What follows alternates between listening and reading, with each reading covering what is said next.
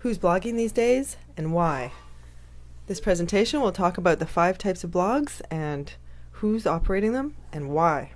I'm Tracy Ariel. I am the writer behind arielview.ca. There are 5 types of blogs. There's the personal blog that tends to be a diary type blog. This is my experience in something. Then there's the corporate blogs. These tend to be the positions of a company. Everything they do is set up for revenue. There's government blogs. These tend to be more informational. There's association blogs.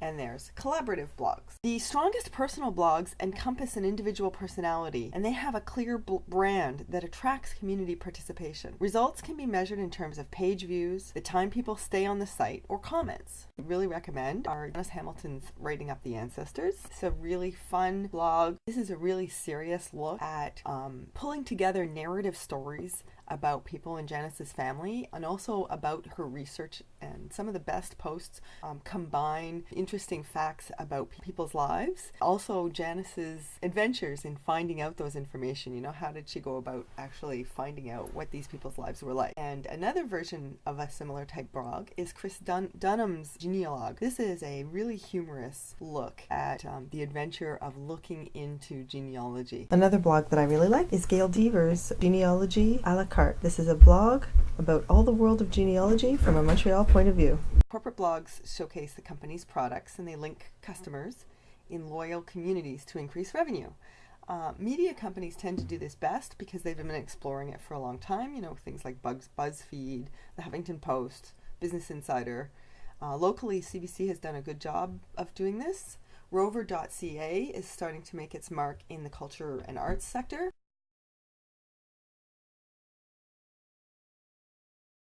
Le Devoir and La Presse are doing really well, especially now that they're pulling out their iPad versions. They're really changing how they tell stories based on the medium.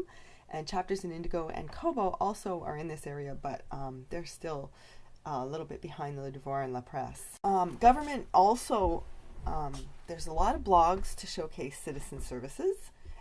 Results can be measured in staff time savings, positive media coverage, page views, service sales, and recommendations. And in genealogy, the best ones for these are the libraries. You know, Archives Canada has one. Bank is another one. Association blogs. These are the ones that showcase member services, members themselves, or both member services and members, to increase loyalty, create revenue, and connect members. The results tend to be judged by either staff time savings, membership sales, and comments. They don't really tend to pay attention to page views or recommendations as much. So some good examples of this are the Saskatchewan Genealogy Society, which is just really fun to follow even if you're not in Saskatchewan, just because they point out what's going on across the country that their members should know about. And so no matter where you live, this is a really fun one to follow. Cape Cod Genealogy Society. Love this one. There's a lot of books and things that they've covered that I've gone and looked for just because they looked like they were so interesting. They tend to do a lot of reviews and their members seem to be really involved. So I recommend that one as well. CaliforniaAncestors.org is another one that is really fun to look at. I get lots of ideas from this one.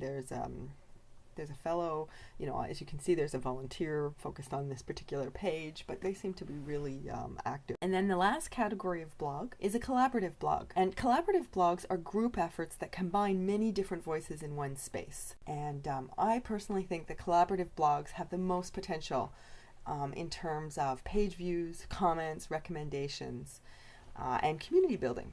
And they can be monetized, but they usually aren't because their focus really is community and how many people are participating, how many people are viewing. And some really interesting ones so far are the libraries helping Canadian genealogies.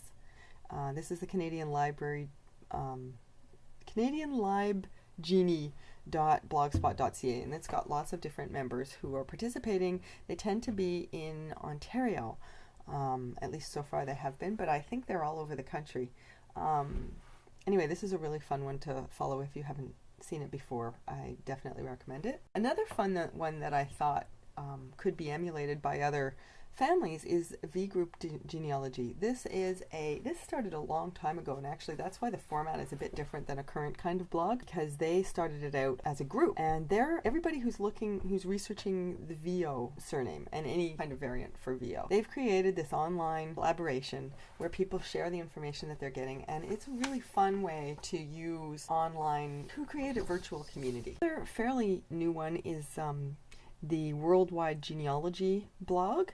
This is where they're asking, they just started this because they started this in January. They said, okay, someone did a challenge on one of their Facebook pages or something that said, okay, can someone different from around the world post every day? And so they've been collecting posts from around the world, contributing from Canada yet. They assign the dates, different people put up their post on each day, and so it's kind of fun to watch what's happening with that one. I can't finish this post without talking about Genealogy Ensemble. It's a group project that several of us in Montreal, Quebec are putting together.